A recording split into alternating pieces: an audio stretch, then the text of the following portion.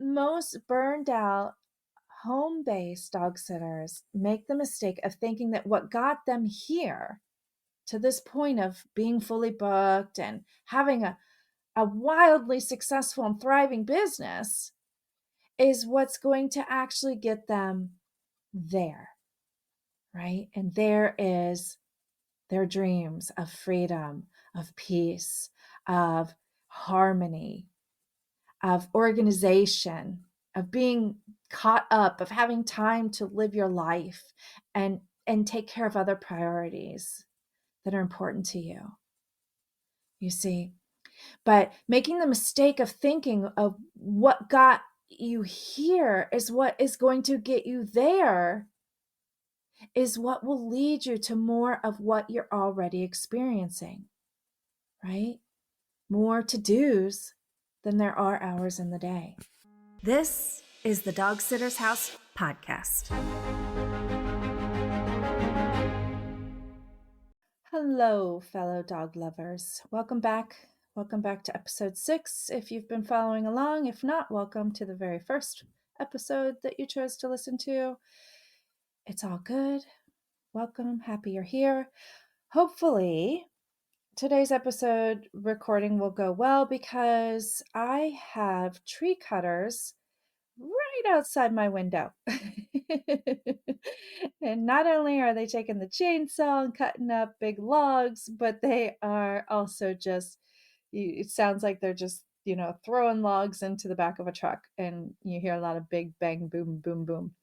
So hopefully that is minimal, if even heard by you, the listener, and I can get this done today because it's really, really an important topic that is pretty much the underlying foundation to everything in your business. Okay. Now, I called this the secret to being fully booked without the burnout, but it really actually entails everything. This is the secret to everything in your business. I mean, if you ask me, and if you ask a lot of successful entrepreneurs out there, you're going to find that they all operate this way. They operate with this secret in mind. So let's just jump right in. If you're at a point in your business where you're fully booked, okay, if not even overbooked most of the time, and you're still turning business away, or maybe you should be turning business away, but you're not, right? Then you are probably no stranger to burnout. And if you're not in burnout mode already, then it's likely right around the corner. Okay. If you're fully booked most of the time or overbooked and you're not burned out yet, chances are your day is coming, and it's coming soon. You're going to be burned out before you know it. All right. And, probably maybe you've tried implementing new processes and systems to make things run a little bit more smooth, or you've developed a routine, and maybe you've even hired a few employees to get back your time. But let me ask you if any of the following apply to you. Do you ever run out to the store for a quick trip and you're driving along and you realize, like, you don't even turn the radio on, like you turn off all sound because you just want some peace and quiet? And you realize halfway through how amazing it feels to be able to think without disruption and have no distractions and just hear the wind blowing, the windows open, and just having the sunshine and just being alone with your own thoughts for a change.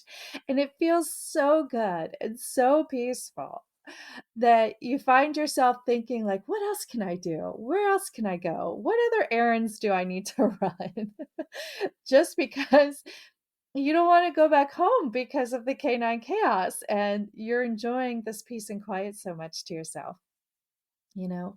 Or how about you are finding yourself just constantly ordering out for dinner, whether it's, DoorDash or you're going and just running for pickup because you really have no energy left to make it yourself.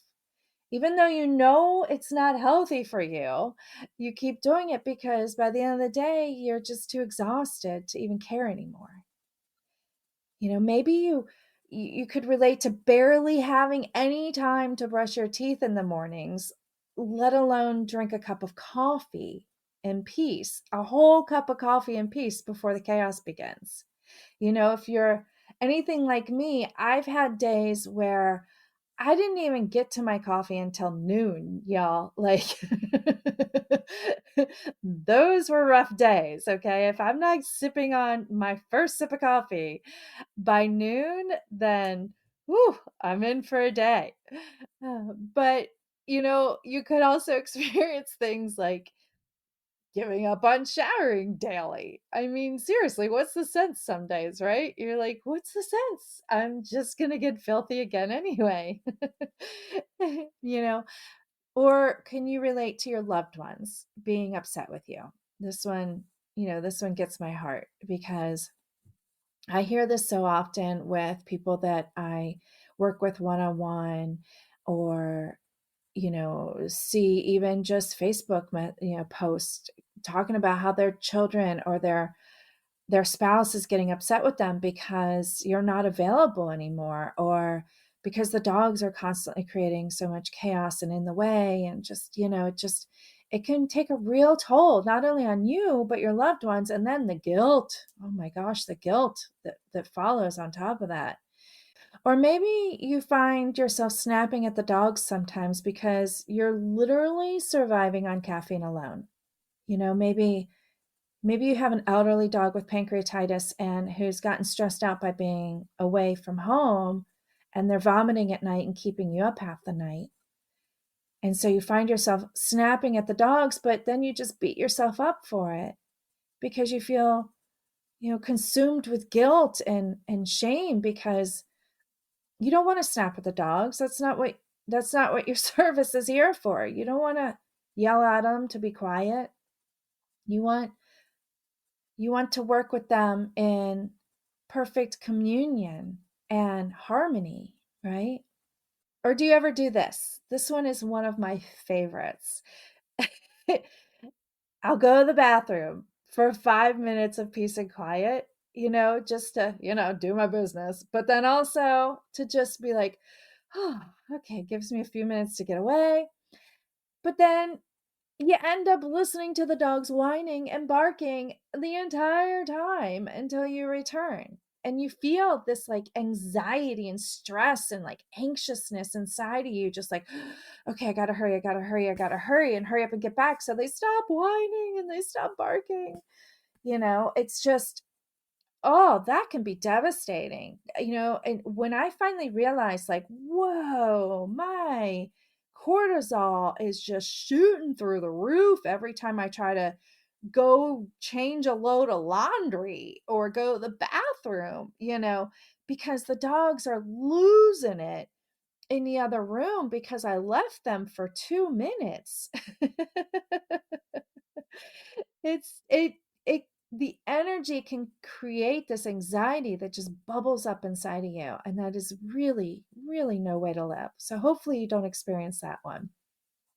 Or my last one is the laundry, like I mentioned, but this time it's the feeling of never being able to get ahead of that laundry because every time you see it piled up, it feels like this heavy load on top of your shoulders, and you're like, "Oh, I just can't even deal with that right now," right?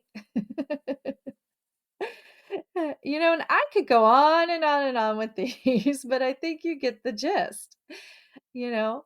The thing is that most burned out home-based dog sitters make the mistake of thinking that what got them here to this point of being fully booked and having a wildly successful and thriving business is what's going to actually get them there.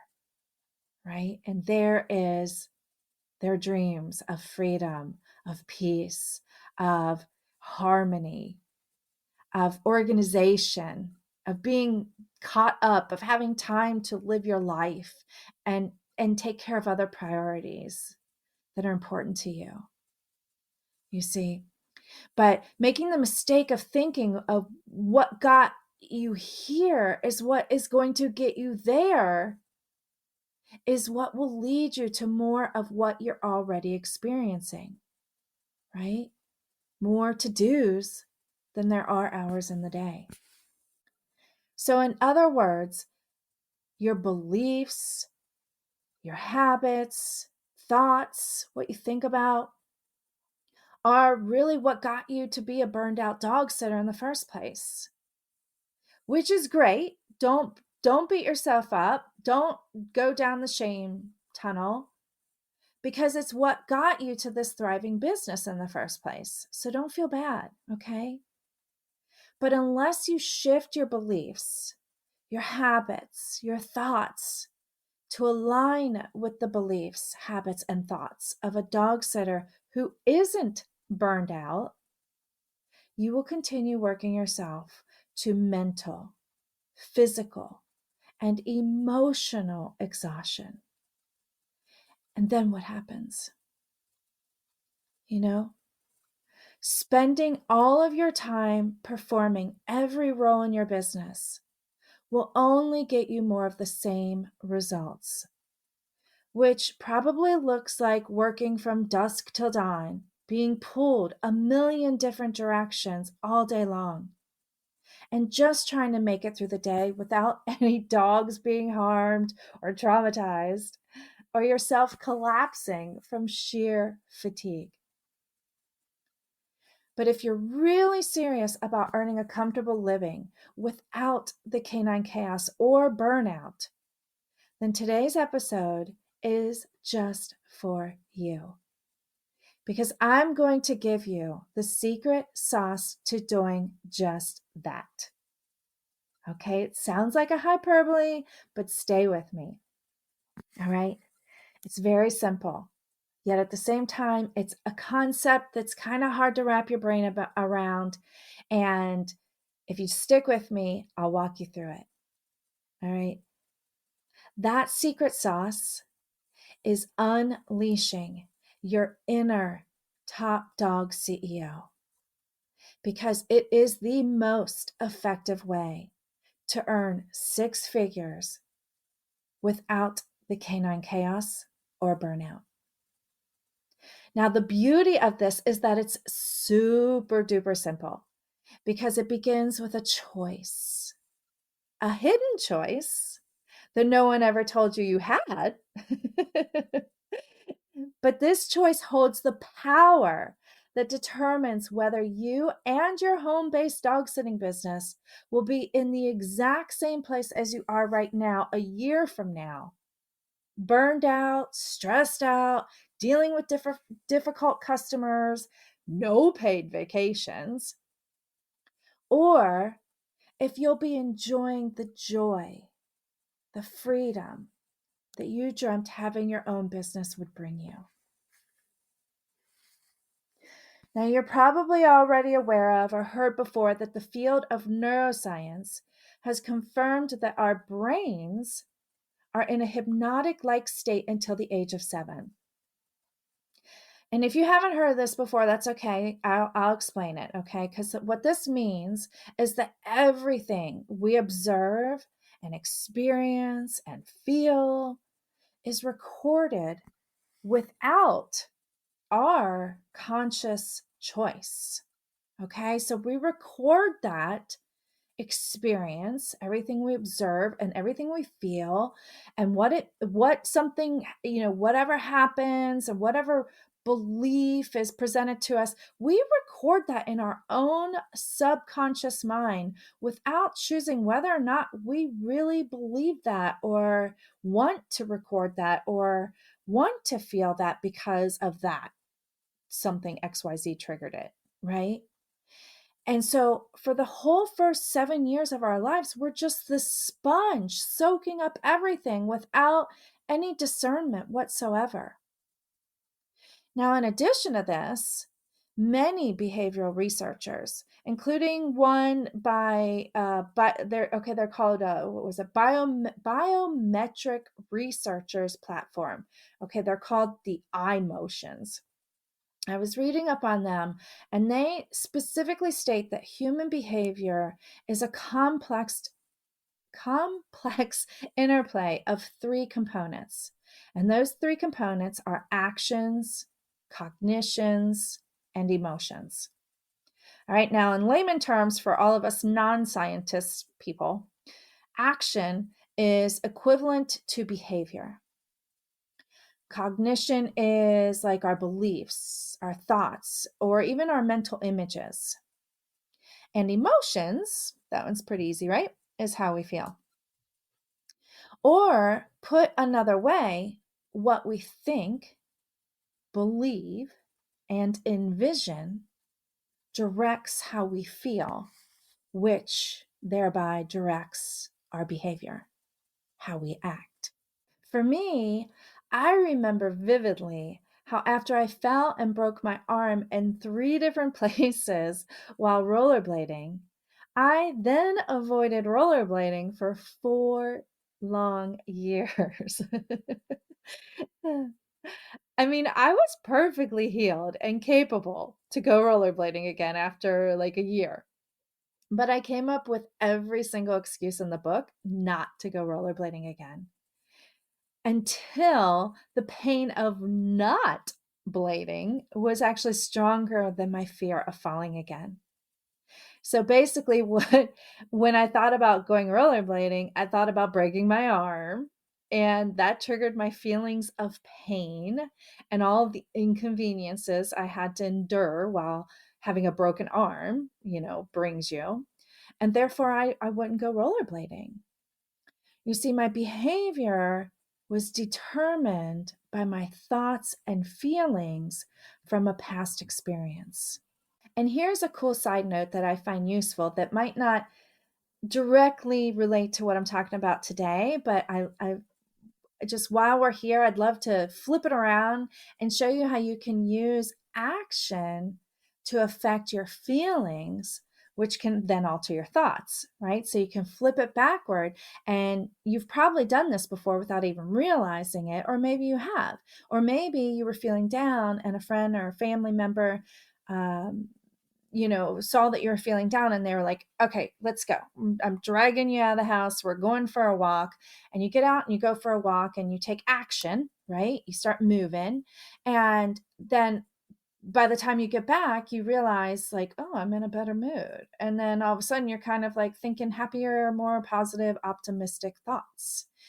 So it's just like super cool how we can, once we're conscious of this, we could use that. We can become aware of when we can use that and how we can use that. Like, for example, I sometimes will get up and play motivating, inspirational music and jump on my little bouncer. And that action and listening to the music that makes it even more powerful really sets up my state of mind for the day so that I am better able to handle whatever challenges come my way. All right. But okay, I digress. So let's go back to coming from a place of our subconscious thoughts, emotions, and beliefs, right? So if you agree that the majority of time we're not conscious of our behavior because it's coming from our thoughts and emotions and feelings and whatnot, then let's move on. In this book now, I was reading this book. This is a really cool book. I recommend it to everyone. It's called The Mountain Is You by Brianna Wiest. Wiest is Wiest. Now, in it, she states, and I quote, "Your problems are not problems, they're symptoms." Like, mind blown when I read that, right? Like, oh, wow, what a shift in perspective. Your problems are not problems, they're symptoms. And then it goes on to say that your symptoms are filling a need that you didn't even know you had because it's all happening subconsciously. All right, so tell me if you can relate to any of these scenarios. Maybe you say yes to a boarding request, even though you're fully booked already, right?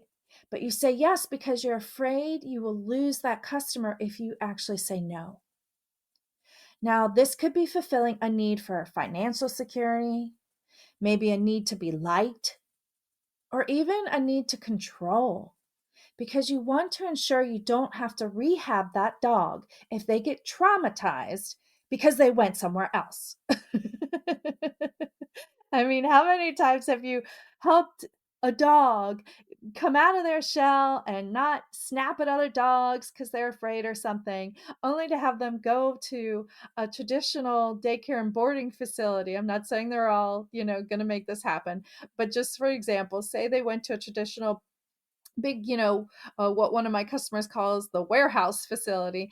And, they're just overwhelmed and traumatized and they get triggered back into their old patterns again, right? Because just like them, they have subconscious behavior or thoughts and feelings and emotions controlling their behavior. So, okay, so that's a need. We can agree clearly that is a need that we say yes to a boarding request, even though we're fully booked because we're afraid that saying no is going to block us from fulfilling that need of financial security, being liked, or having the control over a dog and their behavior. Okay, so how about this one? Not charging higher prices because you fear you'll go out of business or people might find you greedy. Again, this could be fulfilling a need for security or to be liked, right? You see that? Actually, this one is even crazier pants when you dive deeper into our relationship with money. For example, have you ever considered it's a deep subconscious belief that people with money are greedy or bad people or whatever, fill in the blank? Maybe like me, you heard that the love of money is evil. And subconsciously, you have a need to not feel evil or greedy, which is a good thing, right? I mean, I definitely heard a lot of limiting beliefs about money growing up, such as money doesn't grow on trees, April, or we don't have the money for that, or you have to work hard to earn money. And the list goes on and on and on.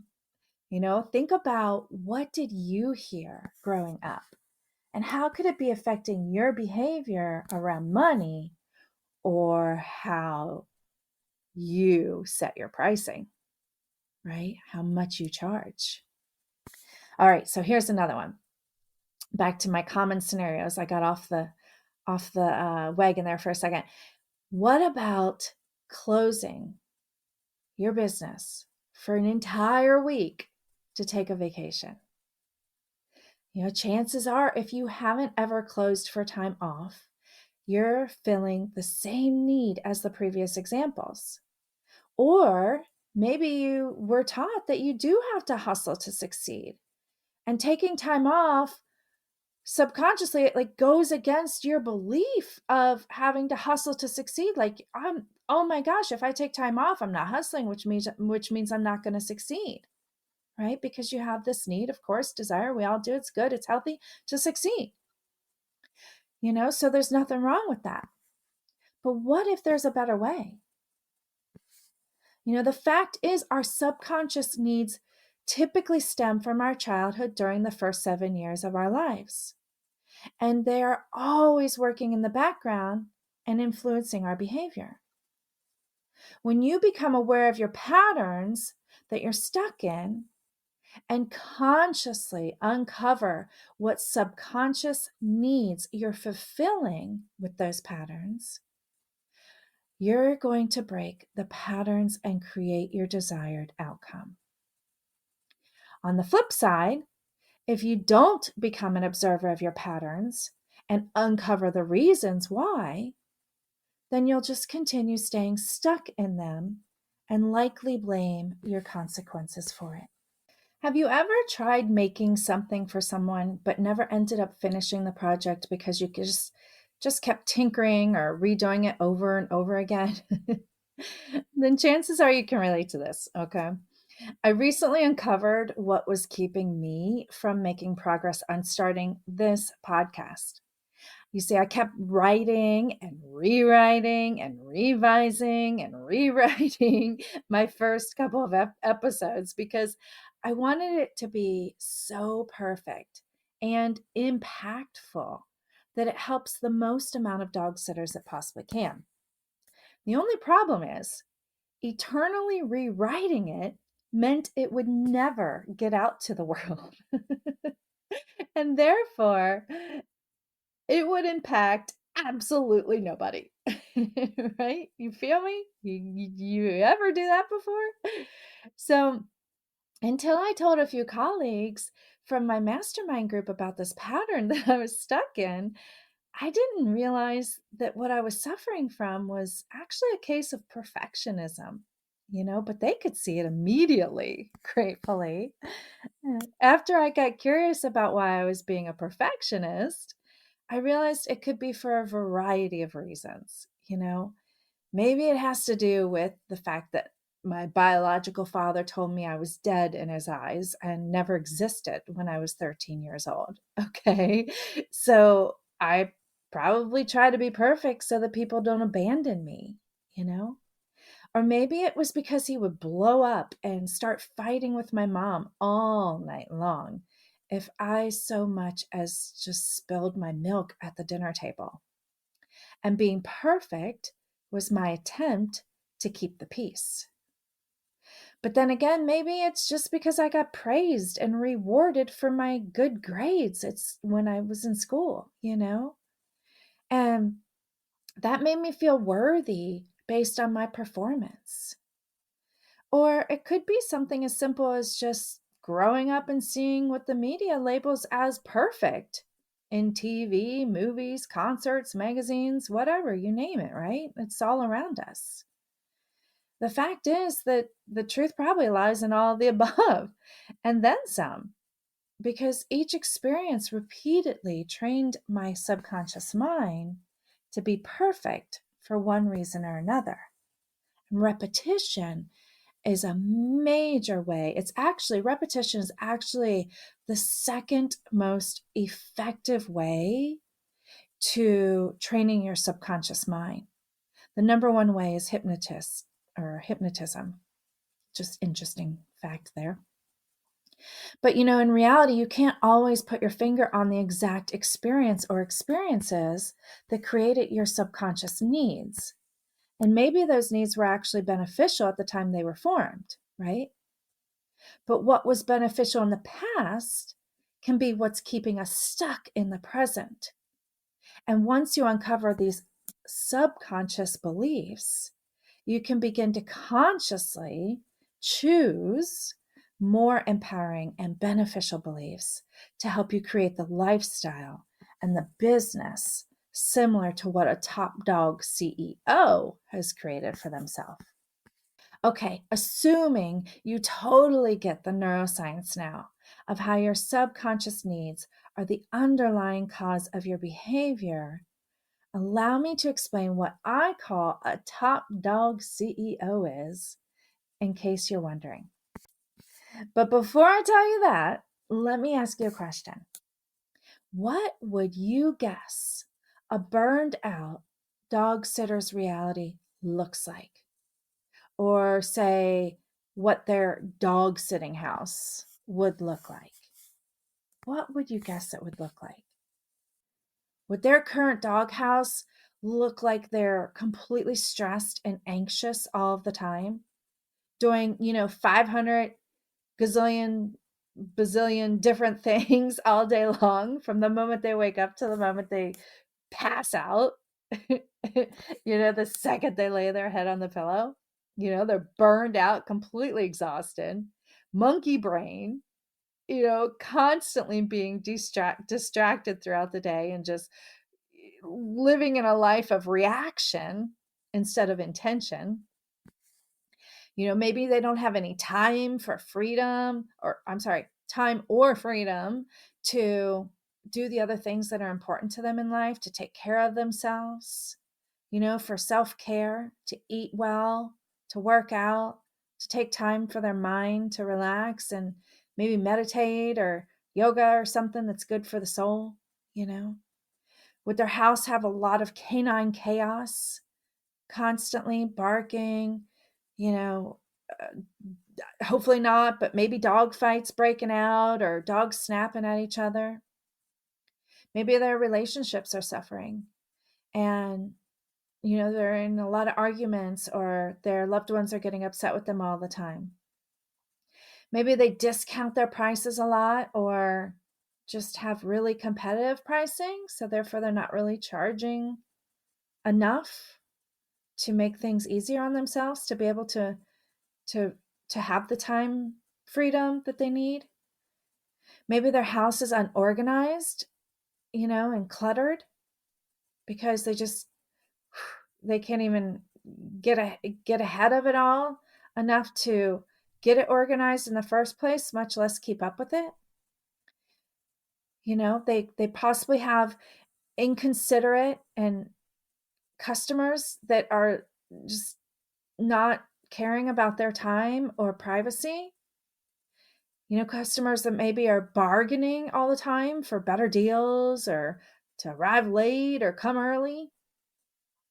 As we discussed, they're probably not taking vacations. They're working 12-plus-hour days. Maybe maybe a maybe a burned out dog sitter feels trapped all of the time. Actually, maybe not all the time, but often when things just get to be too much and it's a really rough day, they feel like, "Oh my god, what have I done? How do I get out of this? There's no way out," and just feel completely trapped. Maybe they see never-ending piles of laundry that they just never get ahead of. This is a lot of what a burned out dog sitter, a struggling dog sitting house is going to look like. And chances are you can relate to that if you're in their shoes right now. But like the famous Carl Jung said, and I quote, "Until you make the unconscious conscious, it will direct your life and you will call it fate." So, how do you do this? Like Einstein says, you can't solve a problem with the same consciousness that created it. So, therefore, if you want to solve the problems of your current circumstances, you must first shift your perspectives and beliefs. You must train your subconscious to automatically think differently. But how do you do this? Well, I think it really begins with what another book I'll recommend, Think and Grow Rich by Napoleon Hill. You may have heard of it before. In fact, I think in my observation, it's probably the most referenced book by successful entrepreneurs as changing their lives. And I'm included. Like it was a huge, huge game changer for me.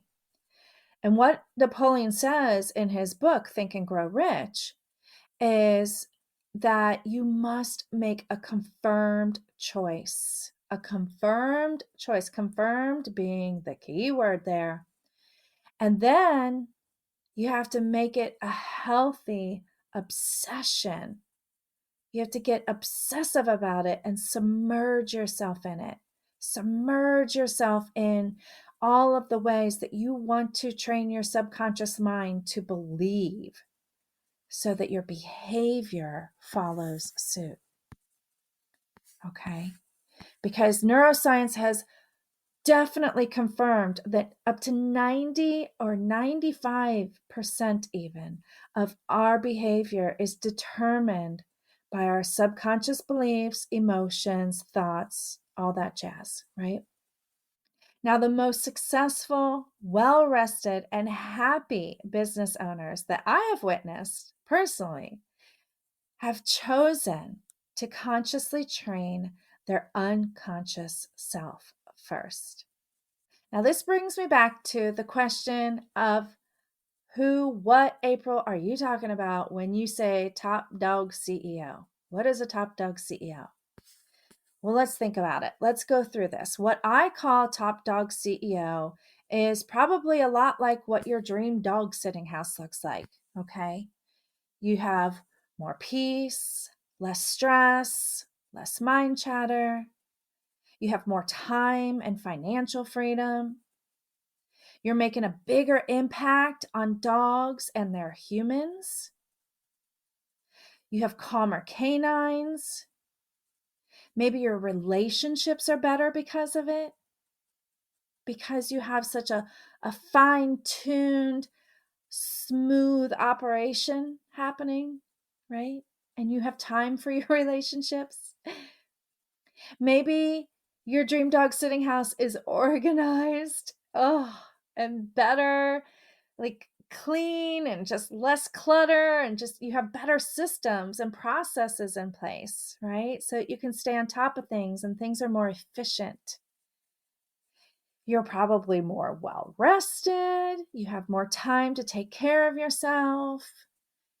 You have a team, maybe. Ooh, that's a huge one. Whoa.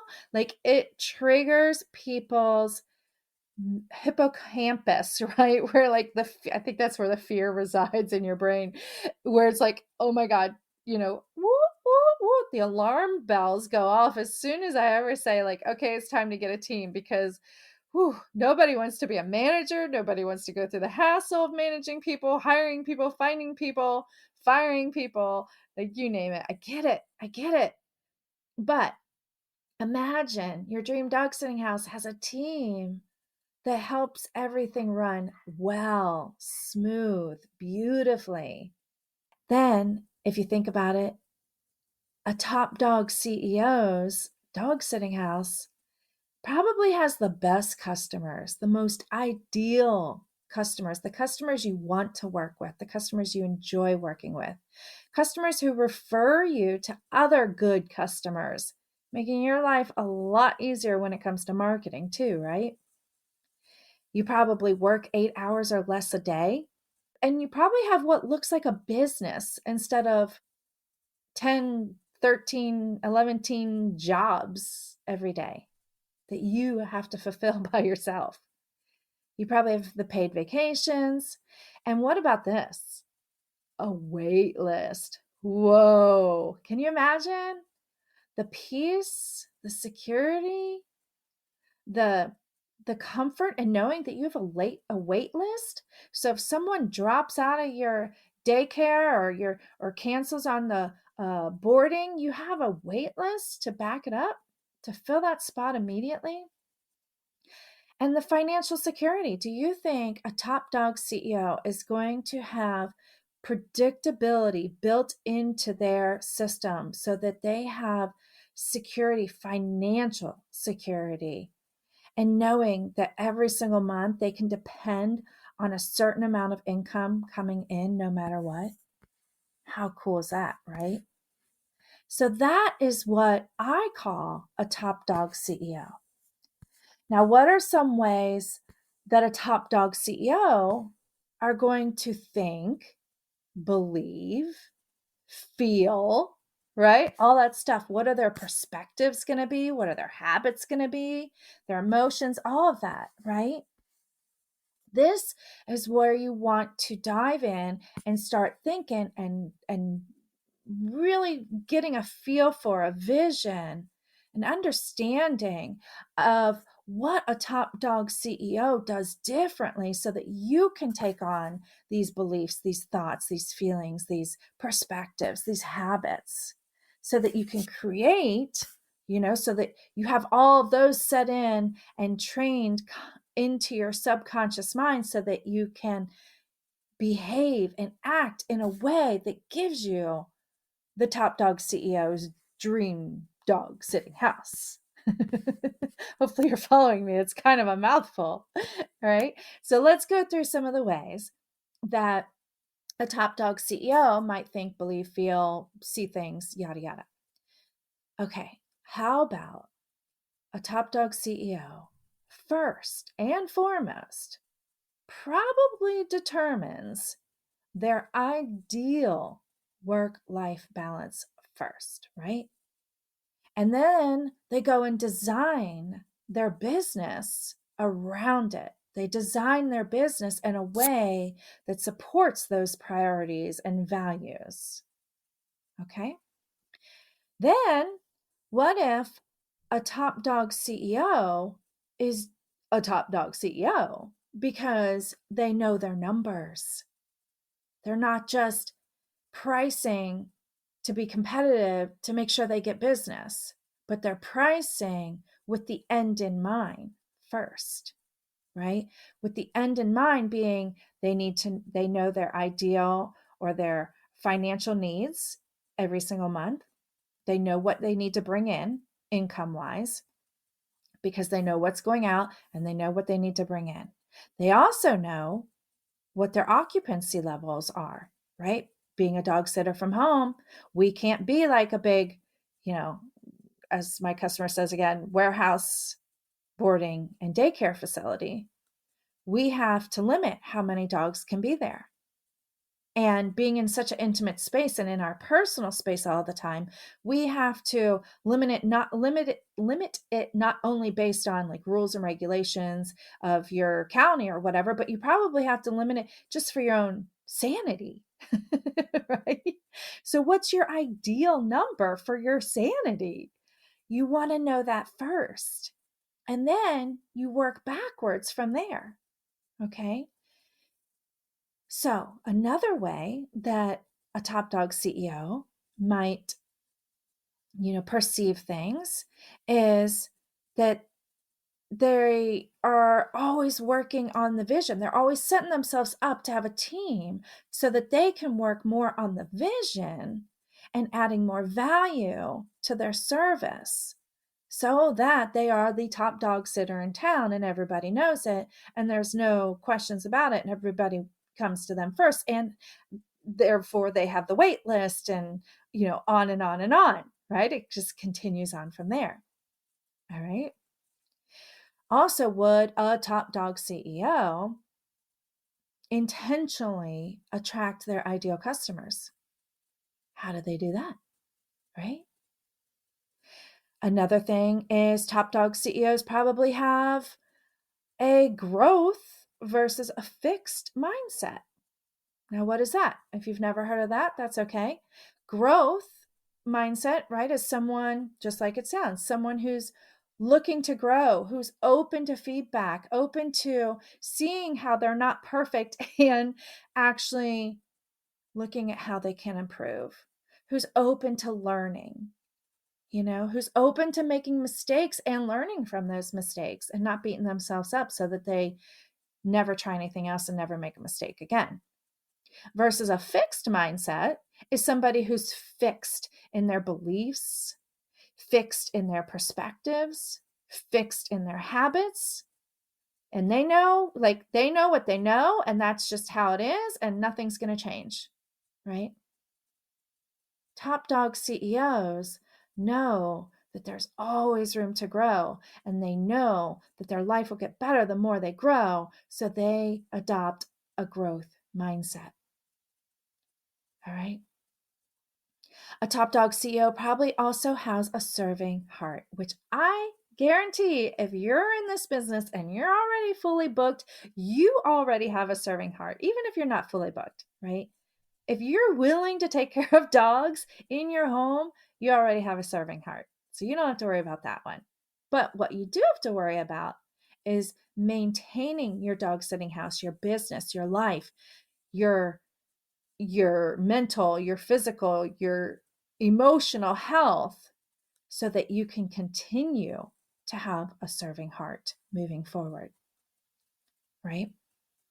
A top dog CEO might also ask better questions, right? This is one of my favorite because, I know for me, when I was starting out and hiring people and people wouldn't show up to work, people would call off 10 minutes before they were supposed to be at work, people wouldn't do clearly the things I put on the list, like pick up dog poop, clean windows, right? That, a 10-year-old could do, right? And here these adults couldn't do it.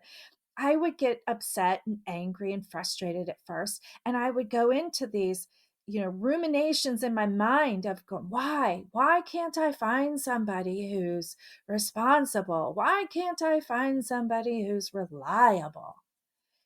And then I did what a top dog CEO would do, and I became self aware, right? Self awareness is another one.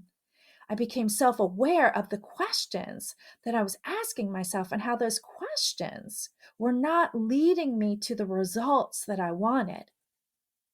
So I asked better, higher quality questions.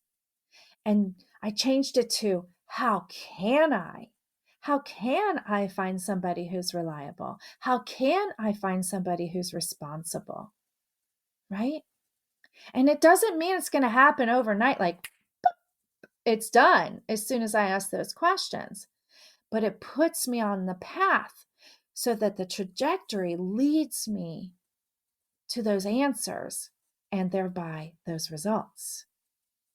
You see, there's so many things that a top dog CEO is going to be believing and perceiving and just different ways of how they see things, how they're more intentional about things. So imagine being a top dog CEO and having your dream doghouse that runs efficiently and smoothly. How amazing would that be, right? How will it improve other areas of your life when you break the patterns keeping you from making this a reality? Will it have a positive effect on your loved ones? How will you feel after you have time to recharge regularly? I think it took me about 6 months to finally feel normal again after consistent recharge time. And can you imagine being able to hear yourself think again? I mean, just imagine what that feels like. It's amazing when you can hear yourself think again. Really notice the ripple effects it will have on your furry customers and your family, your loved ones, when there's less canine chaos, when you operate from the belief system of a top dog CEO. And then recognize that you have a choice that maybe no one ever told you before, but now you know. And hey, you know the saying, once you know, you can't unknow. So now you know. Now you know because when you make the choice to think, believe, and be the top dog CEO, then you'll create the dream dog sitting house and lifestyle that you desire without the canine chaos or burnout.